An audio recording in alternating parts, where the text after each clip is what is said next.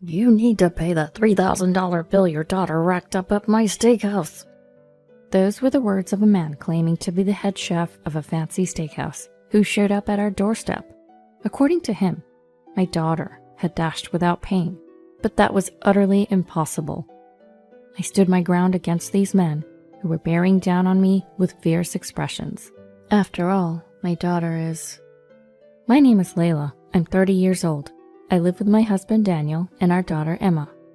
I was once deceived by a former boyfriend who conned me out of $3,000, and I found out that I was pregnant with his child. I tried reaching out to him several times, but he never responded. He simply vanished. I was left alone, a divorcee with barely any savings left. Still, I gave birth to Emma. I was steeling myself for the tough times ahead when the news came that my ex-boyfriend was arrested. The man who came to my house for the inquiry was Daniel, my now husband. Daniel supported me as I was worn out from dealing with the ordeal with my ex-boyfriend. Despite our age difference, I was attracted to Daniel, who was strong and reliable. But I was a divorcee. I thought I would never be accepted, but Daniel did accept me. Now we have a good relationship with Daniel's parents and are leading a happy life. Then one day, I received a phone call from Daniel's parents. It's been a while and we were hoping you'd visit. We would love to see our grandchild. The voice of my mother-in-law, filled with affection, comes from the other side of the phone.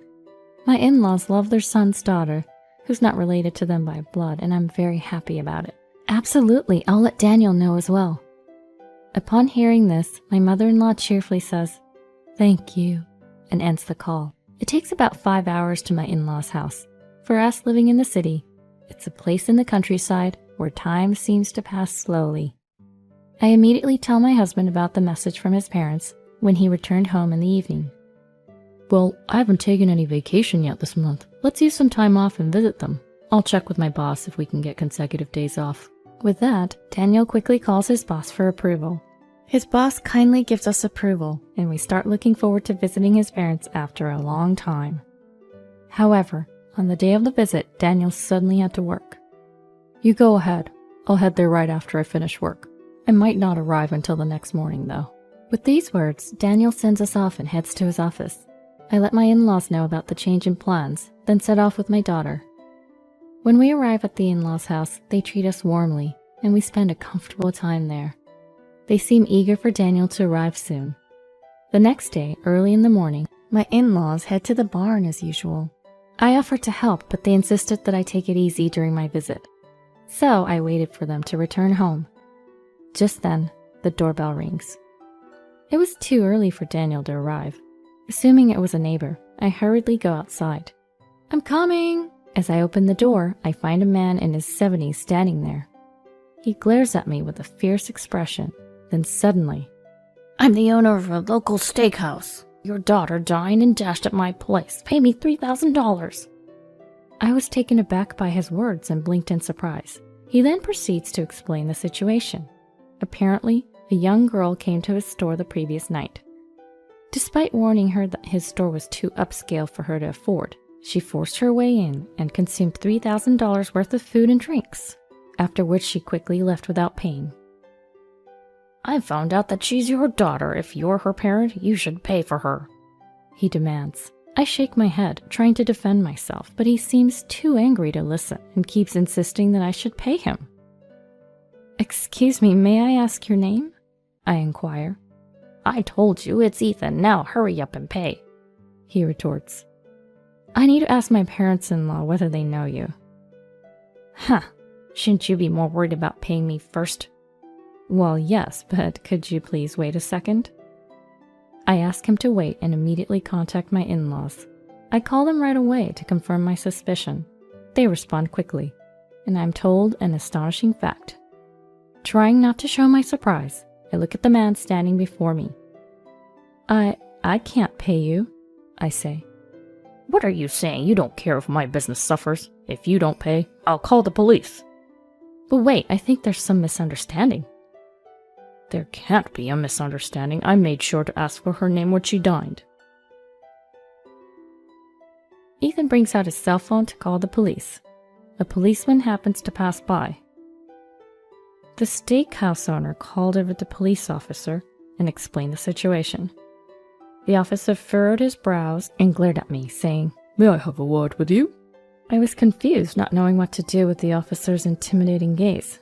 "Your daughter is suspected of dining and dashing. If things stay as they are, we'll have to arrest her," he stated, demanding I hand over my daughter right away. No, there's been a misunderstanding. My daughter wouldn't do something like that. Even though I said this, the officer was unyielding. The steakhouse owner then said, "If you insist," offering a concession. "I'm not a monster. Since we're neighbors, if you can pay, I'll forgive her." "Ethan, are you sure about this?" It doesn't bother me. She's a young girl. I knew she wouldn't be able to pay from the beginning, but she still wanted to eat my food. Isn't that an honor?" The steakhouse owner laughed heartily at this. The police officer's expression softened, and he presented me with a choice. "Ethan here is offering you a solution. Why don't you pay the $3,000 for the food and the drink bill? He hasn't filed a complaint yet, so you won't be charged with a crime." I refused nonetheless. As I opened my mouth to explain my reasons, the steakhouse owner's face flushed with anger and he yelled, "You're spurning my generosity. Is this how you raised your daughter? Don't mess with me." "Calm down, please. Why are you refusing to pay? If things stay as they are, your daughter will truly be arrested." With a bewildered expression, the police officer asked me, "I can't just agree to this." As I was saying this, the steakhouse owner let out a laugh, saying, "Ha, ah, ah. Aha, sorry, you mean you don't have $3,000 on you right now, I forgot. As we age, we become forgetful. Well, our shop accepts credit card payments. If you would trust your credit card to me, I can handle the payment and return it later. Is that good?" Saying this, he instructed me to get my wallet. I refused, saying it was too risky to entrust my credit card to someone else, and offered to go along with him to handle the payment. However, the steakhouse owner threatened me, raising his fist and yelling, "Don't you trust me? I'm in the credit business. Be careful with what you say or you'll regret it." "Why can't I accompany you?" When I asked this, the steakhouse owner started yelling again. "Because you are disrespecting me. Listen, I'm connected with some famous organizations around here. If you can't pay the money, I can still make you pay $3,000 using my methods. That's why I've even called a police officer to handle this legally." As he ranted on, I stared at the steakhouse owner in disbelief. I wondered if it was okay for him to say such things in front of a police officer. Glancing over, I saw the officer pretending not to hear, looking away. "Excuse me, you're a police officer, right? Did you hear that? This is a threat, isn't it? Is this okay?" When I sought help, the police officer lowered his head with a troubled expression. "No, I didn't hear anything. Anyway, if you pay the money, everything will be settled. Layla, please do as you're told." What did this man just say? I could not believe a police officer would say that. Dumbfounded, I watched as the steakhouse owner began to threaten me once again with his harsh words. Any ordinary person would despair at the words of these two.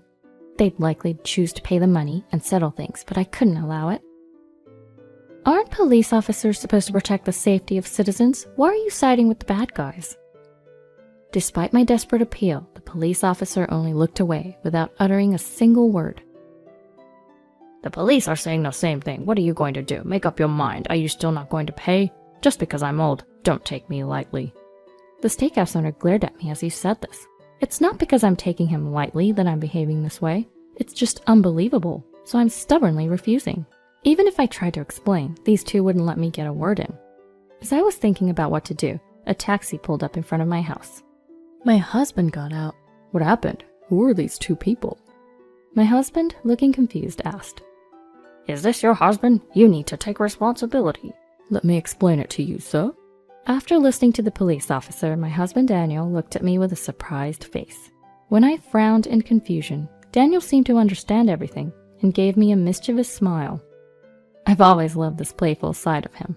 "Sorry to have caused you trouble. My apologies. By the way, young man, which department do you belong to? Do you have a police badge?" Caught off guard by my husband's sudden outcry, the police officer stepped back a bit, but quickly took out his police badge from his pocket. This is fake." Wait, what are you?" The police officer starts to sweat. Daniel laughs and says, "Haha, just kidding." Hearing my husband's words, the police officer nervously forced a smile. Next, my husband asked him about his department and rank. Do you really need that information right now? Just curious, can't you tell me? Oh, well, I'm a constable on duty at the police box. Oh, I've never seen you before. Are you new to the area? Thanks for your service. Yes, I'm still new. So, would you mind if I contacted your station? Is it okay to use the name written in your badge earlier, Grayson Martin? As my husband asked this while taking out his phone, the police officer quickly grabbed his hand. Before that, about the issue with Ethan, I would appreciate it if you could tell me whether you can pay or not. The police officer urged my husband for an answer. The steakhouse owner, Ethan, seemed to have been completely overwhelmed by my husband's pace, and his fierceness from earlier had disappeared. You take responsibility. You are the husband, right? Yes, but I don't have a job that earns that kind of money. That doesn't mean you can dodge your bills. Unfazed by Ethan, Daniel just shrugs it off and says, Oh well. Oh, one last thing. Can you tell me your gun serial number? What? Why? It's not something I can easily tell you. Huh? That can't be. Knowing the number doesn't mean anything will happen. Or did you forget? This is a widely accepted verification method. As my husband Daniel said this with a serious face, the police officer tilted his head and asked, Really? Watching my husband's response and the bewilderment of the two, my suspicion turned into conviction. Without a doubt, these two are in cahoots. By the way, would you mind hearing my opinion on this Dine and Dash incident? My husband said, giving the two a stern look. They looked puzzled by my husband's sudden strange suggestion. In conclusion, you are a fake cop who's trying to scam us with that old man over there, aren't you? The two were taken aback by my husband's words. Do you have any evidence? Yeah, show me the evidence that I'm lying. At their words, my husband said to me, Layla, bring her over. I ran to the back, and I brought our precious child in front of the two. To prevent any harm to her, my husband Daniel stepped in between us. My daughter's a 1-year-old, so she can't even walk, let alone dine and dash. When I said this, the two were shocked and opened their mouths wide. No, that's a lie. Is that child really Aria Taylor? Of course. After all, I'm only 30 years old. If this child wasn't my first, at what age would I have had my first child? When I said that, Ethan, the steakhouse owner, clearly became unsettled and took a step back. Then he glanced at the police officer, who nodded in response to his gaze. Oh, it seems that the Dine and Dasher was someone else. My apologies. The police officer and the steakhouse owner were about to run off. Then Daniel stepped in, encircling them so they couldn't escape. I immediately retreated to the entrance and watched the two through a gap in the door. Could you perhaps let me through? No, we won't let you escape. You might be scammers. We won't allow it. Don't mess with me. I'm a police officer. If you don't let me through, I'll arrest you for obstructing an investigation. The officer tried to forcefully shove Daniel aside, but Daniel nimbly circled back in front of him. My apologies for not introducing myself earlier. I'm Daniel Taylor, Chief Inspector of the New York Investigation Division. With that, Daniel pulled out his police badge from his pocket. It was a genuine police badge shining there, not some cheap imitation, like the one the young officer had shown earlier. What? Liar, I'm the real deal. Whether you're real or not doesn't matter. You've committed fraud, haven't you? It's a disgrace for a police officer. Do you understand what the investigation division does? Well, what are you talking about? You don't know what the investigation division is? The division is responsible for investigating intelligent crimes, such as fraud, embezzlement, counterfeit money, election violations, financial crimes, defamation, and high-tech crimes. In other words, it deals with criminals like you. Saying this, Daniel quickly took out handcuffs and began to arrest the two. The two couldn't resist the professional, and they were quickly apprehended. Daniel then immediately took out his phone and said, I've apprehended fraudsters on the spot. This is outside my jurisdiction. Please send officers from the designated area over here immediately. Upon hearing Daniel's words, the faces of the two scammers quickly turned pale. But please forgive us. We were just desperate for money. It's our first offense. Please let us go. Just then, my in-laws arrived with the police. Are you okay? Sorry we're late. This guy couldn't explain things properly. Whatever. Wait, you're here too. What a relief. My in-laws said that, pulling me and our daughter in to hug us. I had been on edge this whole time, but I could finally relax and breathe a sigh of relief. The two were loaded into a police car. At first, I thought that old man was the only fraudster. When I called my in-laws, I asked if a man named Ethan lived in the neighborhood. My in-laws didn't know the name. They've lived here a long time and know everyone that lives around here. If they didn't know him, that meant this Ethan did not exist here. More importantly, my daughter is only 1. She couldn't possibly have done and dashed. Although I hadn't directly asked my in-laws to call the police, they had understood my situation and told me they would bring the police.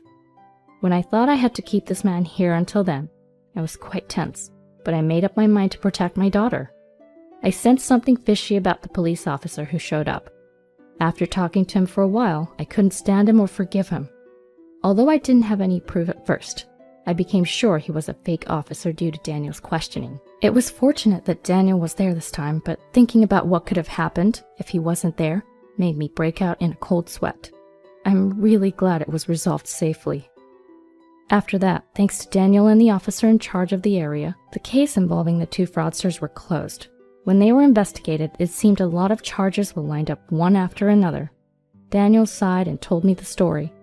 He looked somewhat sad and angry at the same time. Also, it seems that these 2 fraudsters were not part of an organization. Their faces became known to the entire country thanks to the news. As for me, thanks to the consideration of Daniel and my in-laws, I was able to stay at their home one more day. Also, the news that Daniel had arrested the fraudsters quickly spread, and all the neighbors brought over a bunch of fancy food, and the gathering quickly turned into a party. Our daughter also seemed to be having fun and didn't cry at all that night. I was savoring my happiness as I looked over at my daughter's face.